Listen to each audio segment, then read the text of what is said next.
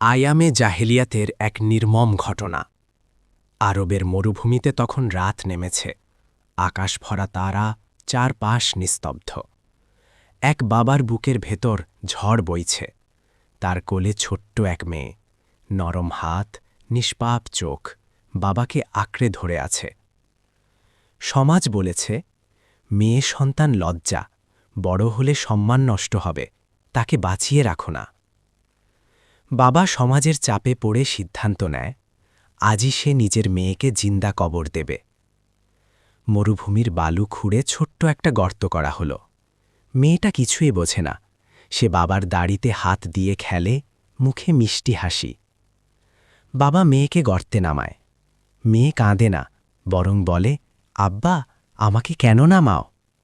বাবার হাত কাঁপে, চোখ দিয়ে অশ্রু পড়ে বালুর ওপর।